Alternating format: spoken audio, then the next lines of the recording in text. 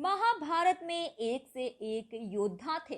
प्रत्येक व्यक्ति की दृष्टि में अलग अलग योद्धा सर्वश्रेष्ठ हो सकते हैं। किसी के लिए अर्जुन सर्वश्रेष्ठ थे तो किसी के लिए कर्ण, किसी के लिए अश्वत्थामा तो किसी के लिए भीम, कोई बर्बरी को तो कोई घटोत्कच को सर्वश्रेष्ठ योद्धा मानेगा, कोई एकलव्य को तो कोई द्रोण या भीष्म को। मैं भगवान श्री कृष्ण को तुलना में शामिल नहीं किया जा सकता। दरअसल कर्ण ही एक ऐसे सर्वश्रेष्ठ योद्धा थे जिन्होंने विपरीत परिस्थिति के बावजूद खुद को एक श्रेष्ठ योद्धा के रूप में स्थापित किया था। आओ जानते हैं कर्ण के बारे में तथा जिनके कारण उन्हें महान योद्धा माना जा सकता है और क्यों श्री कृष्ण भी उनसे डरते थे। महाभारत को प्राचीन काल का एक बहुत बड़ा और खतरनाक युद्ध माना जाता है जिसमें लाखों योद्धाओं ने भाग लिया था। कहा जाता है कि इस युद्ध में कई ऐसे शक्तिशाली योद्धाओं ने भाग लिया था जो अपार अजेय थे। दोस्तों, इन योद्धाओं के पास ऐसे शक्तिशाली और खतरनाक हथियार थे जिसे पूरी पृथ्वी को नष्ट किया जा सकता था। अर्जुन का साथ देने के लिए जगत के स्वामी थे, लेकिन कर्ण का साथ देने के लिए दुर्योधन ही थे। अर्जुन पूर्णतः श्री कृष्ण पर आश्रित थे, जबकि इधर दुर्योधन खुद कर्ण पर आश्रित थे।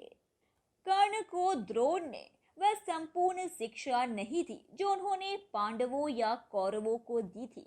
फिर भी कर्ण ने परशुराम से बची हुई शिक्षा छल से हासिल कर ली थी। यदि कर्ण अर्जुन के बराबर योग्य नहीं होता तो भगवान परशुराम कर्ण को शिक्षा देने के लिए तैयार नहीं होते। कर्ण एक सच्चा मित्र होने के साथ साथ ही दानवीर भी था। स्वयं भगवान श्री कृष्ण इस बात की पुष्टि करते हैं कि कर्ण से बड़ा दानी कोई नहीं। श्री कृष्ण की योजना के तहत कर्ण के कवच और कुंडल को छल पूर्वक अर्जुन के पिता इंद्र द्वारा हत्या लेने के बावजूद कर्ण ये युद्ध को एक योद्धा की तरह लड़ा। दानवीर कर्ण को उनके कवच और कुंडल के साथ कभी भी हराया नहीं जा सकता था। कहते हैं कि पहले छल से कर्ण के कवच कुंडल का त्याग करवाया गया, उसके बाद भी युद्ध में कर्ण से जीतना असंभव था। कहते हैं कि जब कर्ण का रथ एक गड्ढे में फंसा तब छल से अर्जुन ने कर्ण का वध किया। कर्ण को वरदान मिला था कि उसके कवच और कुंडल को दुनिया का कोई भी अस्त्र शस्त्र नहीं भेद सकता था। कर्ण ने युद्ध में नकुल, सहदेव, युधिष्ठिर और भीम को ही हराया था, लेकिन उन्हें मारा नहीं, क्योंकि कर्ण ने प्रतिज्ञा की थी कि वह सिर्फ अर्जुन को छोड़कर अपने भाइयों को नहीं मारेगा।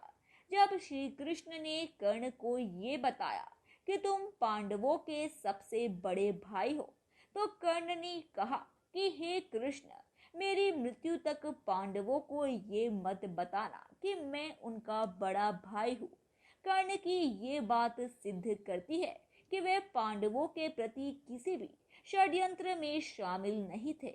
फिर भी युद्ध के सामने योद्धाओं की तरह ही लड़े।